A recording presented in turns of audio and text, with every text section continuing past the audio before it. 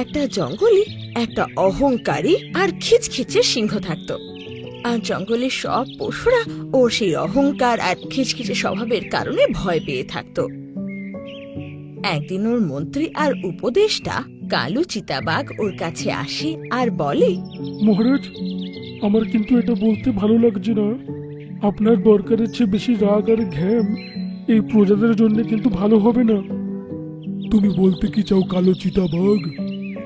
মহারাজ, আপনার আজব আজব সিদ্ধান্তের কারণে ছোট ছোট জানোয়াররা খুব ঘাবড়ে যায়।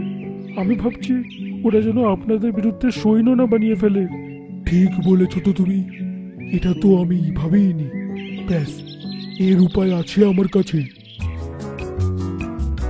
আর পরের দিনই জঙ্গলের রাজা জঙ্গলের সব পশুদের তার গুহার কাছে ডেকে পাঠায়। আমি শুনেছি নাকি আমার বিচারের কারণে দুর্বল জানোয়াররা খুবই ঘাবড়ে যায়। তাদের জন্য উপায় বার করেছি। রাজার এই কথা শুনে জঙ্গলের সব দুর্বল প্রাণীরা খুব খুশি হয়ে যায়। আমার সিদ্ধান্ত, আজকের থেকে যত দুর্বল প্রাণী এখানে আছে, যেমন কাঠবেড়ালি, ইঁদুর, তারা জঙ্গল ছেড়ে চলে যাবে আর শুকনো জায়গায় গিয়ে থাকবে। আর জঙ্গলের রাজার এই উপদেশ শুনে জঙ্গলের সব দুর্বল প্রাণীরা খুব ভয় পেয়ে যায়। দুর্বল প্রাণীদের মধ্যে সোনা কাঠবিড়ালি একটু সাহস করে রাজাকে বলে, এটা অন্যায় মহারাজ। কি বললে? তোর সাহস কি করে হলো আমাকে এটা বলার? মহারাজ, জঙ্গলের অন্য প্রান্তে গাছপালা একদমই নেই, আর সেখানে পুকুরও শুকিয়ে গিয়েছে। এটা আমার আদেশ কাঠবেড়ালি। আর কোনো দুর্বল জানোয়ারকে আজ থেকে আমি যদি জঙ্গলে দেখি, তাকে কিন্তু প্রাণে মেরে ফেলবো আমি। কিন্তু মহারাজ, এই দুর্বল প্রাণীরা ওইখানে গিয়ে তো মরে যাবে। একবার আবার আপনি সিদ্ধান্তে ভাবুন। ভাটবো না কালো চিতাবাঘ, তোমার কথা তো আমি মেনেই নিতাম, কিন্তু এই কাঠবেড়ালি আমাকে রাগিয়েছে। এবার আমি নিজের সিদ্ধান্ত পাল্টাবো না। কালো চিতা তখন মনে মনে বলে, কি কপাল করেছিল রে এই জঙ্গলটা, যে এরকম রাজা পেয়েছে। এইভাবে এ পুরো জঙ্গলটাকে ডুবিয়েই দেবে। আমি ভয় পাবানোর জন্য বলেছিলাম, কিন্তু দুর্বল জানোয়ারদের তো না খেতে পেয়ে এখন মরতে হবে। সিংহ রাজা তারপর মুখ ঘুরিয়ে নিজের গুহায় চলে যায়। আর জঙ্গলের সব দুর্বল প্রাণীরা দুঃখী হয়ে জঙ্গলের অন্য প্রান্তে রওনা হয়। দুর্বল প্রাণীরা এবার অন্য প্রান্তে গিয়ে সোনা কাঠবিড়ালিকে আজে বাজে বলতে লাগে, তোমার কারণে আমরা জঙ্গল থেকে বার হয়ে গেলাম সোনা কাঠবেড়ালি। তুমি এটা কি করে বলতে পারছো? ঠিকই তো বলছি, তুমি সবার সামনে বলে রাজাকে খুব রাগিয়ে দিলে, তাই তো এটা হলো। আমি তো আমাদের সবার ভালোর কথা বলেছিলাম, কিন্তু রাজা তো আগের থেকেই নিজের মনে আমাদের বের করার কথা চিন্তা করে এসেছিলেন। কিন্তু এবার আমরা কি করব? এখানে তো অনেকই শুকনো, আর এখানে কোনো পুকুরও তো আমি দেখতে পারছি না। এইভাবে যদি চলে তাহলে তো আমরা কষ্ট পেয়ে মরে যাব। তুমি একদম ঠিক বললে, জল তো দরকার, কারণ জলটাই তো জীবন। খুঁজতে তো হবে। আর হ্যাঁ, এই কাঠবেড়ালি, তুমি যাও এখান থেকে।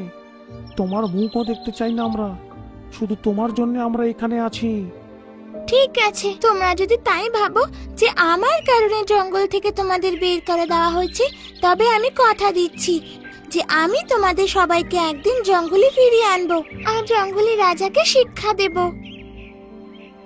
সোনা কাঠবিড়ালি এবার মনে মনে প্রতিশোধের আগুন নিয়ে সেখান থেকে চলে যায়। কিছু দূর হাঁটার পর সোনা কাঠবিড়ালির নজর একটা কুয়োর মতো দেখতে পুকুরের ওপর যায়। আরে বাহ, এখানে তো একটা খুব সুন্দর কুয়োর মতো দেখতে পুকুর আছে। তখনই সেই কুয়োর মতো দেখতে পুকুর থেকে বিশাল বড় মাছ বেরিয়ে সোনাকে বলে, নিজের প্রাণ বাঁচাতে চাও তো চলে যাও এখান থেকে এখনই। কি মানে? কারণ ওর বেরোনোর সময় হয়ে গিয়েছে, আমিও লুকিয়ে পড়বো এখনই। আমি ঠিক বুঝলাম না, কার বেরোনোর সময়ের কথা বলছো? আরে তুমি জানো না, এই পুকুরের ভেতরে একটা সমুদ্র ঘোড়া থাকে। জানি না ও কি করে এই পুকুরে এসে পড়লো। সেই সমুদ্র ঘোড়া অন্য কোনো প্রাণীকে দেখলে সেই প্রাণীর রূপ নিয়ে তাকে মেরে ফেলে। এতে তো ও আরো শক্তিশালী শক্তিশালী হয়। আমাকে ওর ব্যাপারে কিছু বলো, হয়তো আমি তোমার কোনো সাহায্য করতে পারি। মাছ তখন সোনা কাঠবিড়ালির কানে কানে সেই সমুদ্র ঘোড়ার ব্যাপারে জানিয়ে দেয়। আচ্ছা, এই ব্যাপার, এবার আমার কথা মন দিয়ে শোনো। সোনা কাঠবিড়ালি তখন মাছের কানে কিছু একটা বলে, আর তখনই পুকুরের জলে একটা ঘূর্ণাবৎ সৃষ্টি হয়। মাছ ভয় পেয়ে সেই পুকুরে ঢুকে যায়। কিছুক্ষণের মধ্যে একটা বিশাল বড় সমুদ্র ঘোড়া পুকুর থেকে বেরিয়ে সোনা কাঠবিড়ালির সামনে আসে। কে তুমি? তুমি কি জানো না আমি কতটা শক্তিশালী? মরার জন্য এখন প্রস্তুত হও। কে বলেছে তোমায় তুমি শক্তিশালী? আমি যে জঙ্গলে থাকি না, সেই জঙ্গলের রাজা তোমার থেকে বেশি শক্তিশালী। কি ভাট বকছো তুমি? কে সে? আমার চেয়ে বেশি শক্তিশালী কেউ হতে পারে না। ওকে জঙ্গলের সিংহ বলা হয়। তুমি তো এই ছোট্ট কুয়োর মতো দেখতে পুকুরে থাকো আর নিজেকে কি মহান মনে করো। একবার এই পুকুর থেকে বেরিয়ে দেখো, দেখো কত বড় জঙ্গল এখানে। হ্যাঁ আমি জানি, একটা সমস্যা আছে। প্রতিদিন বিকেলবেলায় এই পুকুরে একবার ডুব দিতে হয়, কারণ এই পুকুরের জল হচ্ছে জাদু। তুমি চাও তো একদিনে দুটো পাখি মারতে পারো। সেটা কি করে? তুমি আমাদের জঙ্গলের সিংহকে মেরে দাও আর জঙ্গলের রাজা হয়ে যাও, দেখবে পুরো জঙ্গল তোমার হয়ে যাবে। ওই জঙ্গলে আরো নানা কত ধরনের প্রাণী আছে যাদের তুমি মেরে আরো শক্তিশালী হয়ে যাবে। আর বিকেল বেলা এই পুকুরে ডুব মেরে পরের দিন আবার জঙ্গলে ফিরে আসবে। এটা তো তোমার জন্য একদম সোজা। এটা তো আমি ভাবিনি। চলো আমার সাথে, আর রাজার সাথে দেখা করাও। তুমি একটুক্ষণ দাঁড়াও, আমি এক্ষুনি আসছি। কিছুক্ষণ পরে সোনা কাঠবিড়ালি ফিরে আসে, আর সেই সমুদ্রের ঘোড়াকে সোজা সিংহের গুহায় নিয়ে চলে আসে। সোনা কাঠবিড়ালি আর সেই সমুদ্রী ঘোড়াকে দেখে সিংহ রাজা ক্ষেপে একেবারে আগুন হয়ে যায়। তোর সাহস কি করে হলো জঙ্গলের ভেতরে ঢোকার? আর এই আজব প্রাণীকে নিজের সাথে যে নিয়ে এসছিস সেই বা কে? সিংহ রাজা এতটা বলেছিল, তখনই সেই সামুদ্রিক ঘোড়া নিজের রূপ সিংহের রূপে বদলে নেয়। আরে, এ তো আমার রূপ ধারণ করে নিল। আচ্ছা, আমাকে হারানোর জন্য কোনো ছদ্মবেশী এনেছো, খুব ভালো। কিন্তু একে আমি মেরে আবার এখানে রাজত্ব করব। সিংহের রূপ নেওয়া সেই সামুদ্রিক ঘোড়ার চোখ থেকে আগুনের ঝলকানি বেরোতে লাগে, আর কিছুক্ষণের মধ্যেই জঙ্গলের রাজা পুড়ে ছাই হয়ে যায়। আর সিংহ রাজাকে মারতেই সামুদ্রিক ঘোড়া আবার আগের রূপে চলে আসে। দেখলে তুমি আমি কত শক্তিশালী? আজ থেকে আপনি আমাদের রাজা। এবার থেকে তুমি আমার রাজ্যের সেনাপতি হবে। তুমি আমাকে বলো, জঙ্গলের বাকি জানোয়ারদের কোথায় পাবো যাদের আমি খেতে পারি? সেসব ছাড়ুন এখন, তাড়াতাড়ি নিজের পুকুরের কাছে চলে যান। সন্ধে হয়ে এলো যে, আপনার পুকুরের জলে ডুব দেওয়া খুব জরুরি যে। আরে হ্যাঁ, এটা তো ভুলে গেছিলাম। সামুদ্রিক ঘোড়া দৌড়ে দৌড়ে সেই পুকুর পাড়ে গিয়ে পৌঁছায়, কিন্তু দেখে সেই পুকুর তো এখন পাথর দিয়ে ঢাকা। এটা কি করে সম্ভব? সকাল অব্দি তো পুকুরে জল ছিল।